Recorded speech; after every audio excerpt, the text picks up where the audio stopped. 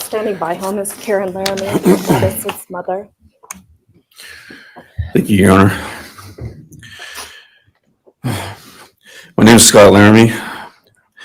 I'm Maddie Mogen's stepfather and the husband of Maddie's mother, Karen Laramie. I will read this victim impact statement on behalf of Karen and myself.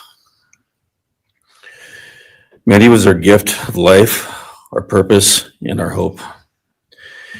Maddie quickly became Karen's joy, identity, and purpose in life. I joined Maddie's life when she was 2.5 years old. The experience transformed me into a life of joy, love, and family. Maddie was bright, beautiful, kind, empathic. She listened carefully to others and was observant, seeing and caring about the hearts and the minds of all she encountered. She loved music and music festivals. She had a wonderful sense of humor. She excelled in school. She was an easy child to raise, almost never requiring discipline, and almost always giving us parental joy. One time Karen remembers disciplining Maddie as a little girl.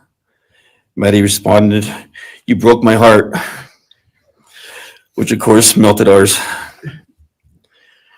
She had a keen wit, even at that young age. As she transitioned into teenage years, she prioritized us and extended family over many of the distractions that capture teenagers. She showered us with her presence and love at family events, barbecues, picnics, birthdays, holidays, and others. She spent countless hours with her papa, her Uncle David, Aunt Nadine, and her other close family and friends.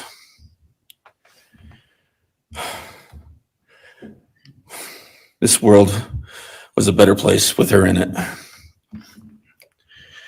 As she reached adulthood, Maddie applied her studies to be a marketing professional, entering into an internship at Payne West, and started planning her professional future.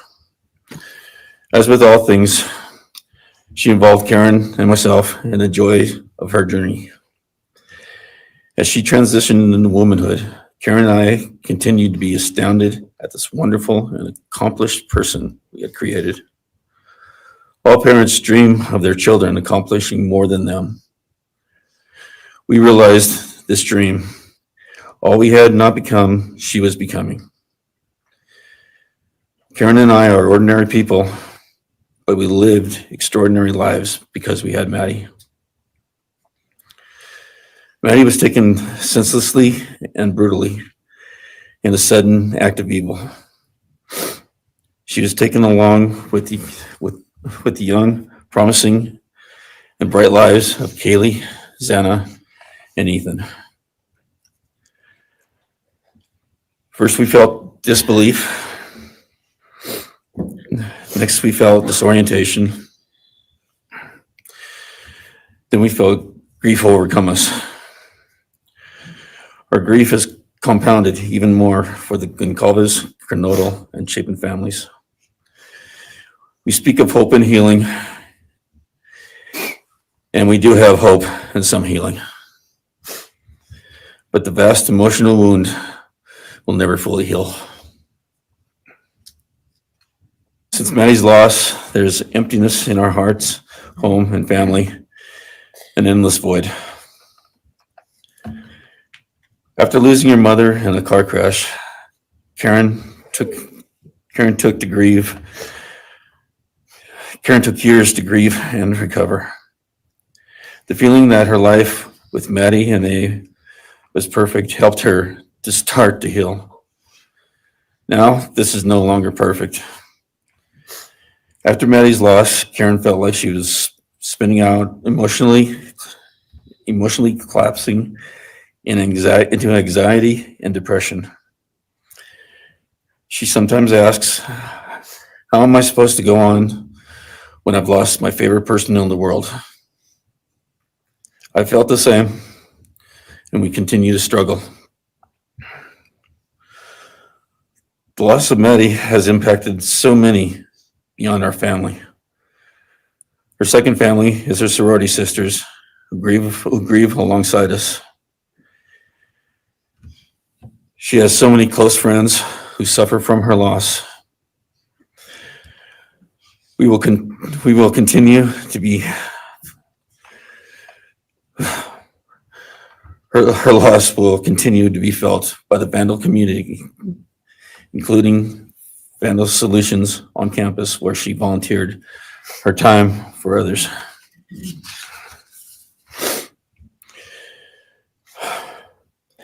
It helps us to know Maddie is in heaven now, freed from the trials of this earth. We, however, continue to live on without the grace and support of her presence. We will grow old without our only child, our bright, beautiful friend and daughter. In the end, there are no words that can accurately capture the devastation of losing Maddie. We will endure, and we will go on. For Maddie, we will not let our grief consume us.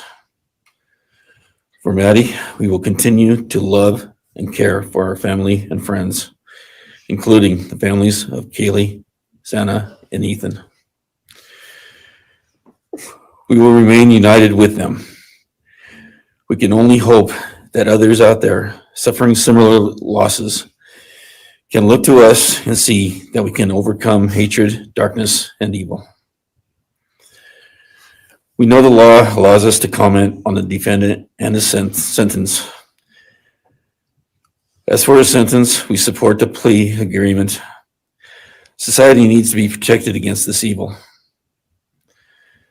As for the defendant, we will not waste words, nor will we fall into hatred and bitterness.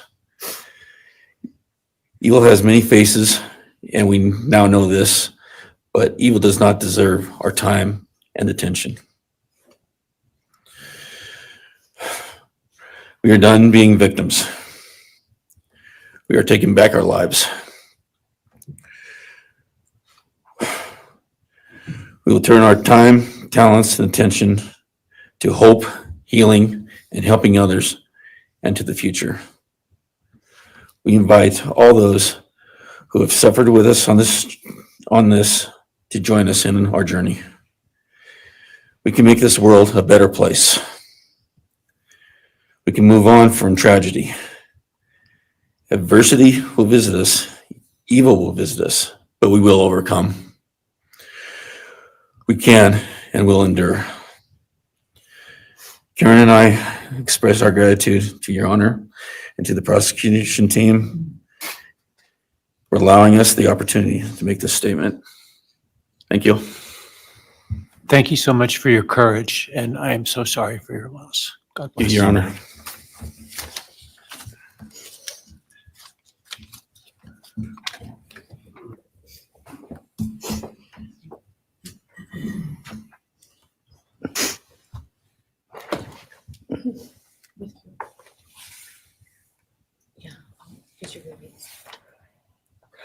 Your Honor, this is Leander James. He's the attorney for the MOGEN family and victim advocate.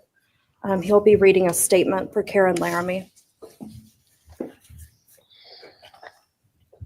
May it please the court, counsel. My name is Leander James. I am the pro bono counsel for Karen and Scott Laramie. Karen has asked me to read this statement into the record. I thank my husband, Scott, for his statement, his courage, and his unending love and support during this dark time. While words are inadequate to capture the impact of this horrific crime in our family, he expressed it as best anyone could. For Maddie's sake, I will add my supplement statement that incorporates additional impact in the context of my extended family. I am grateful to Maddie's great uncle, Bryan Kohberger, for assisting me with the difficult task of putting our pain into words. For me and my extended family, Maddie was our hope and our light. Her beauty, both outside and in, shone its light upon everyone with whom she came in contact. Her beauty, she carried that hope and light into the future for our entire family. We have memories of our Maddie and grief and pain at her being taken from our presence. Any one of us would have given our own light to have been outshone by hers. We now look to our Creator to know that her light continues where we look to see her in His presence. Those who commit evil for their own twisted gains and purposes truly defile the efforts and sacrifices of mothers, fathers, families, teachers, clergy, public servants, service members, and all those who commit themselves to the greater good, freedoms, and the future light of our nation.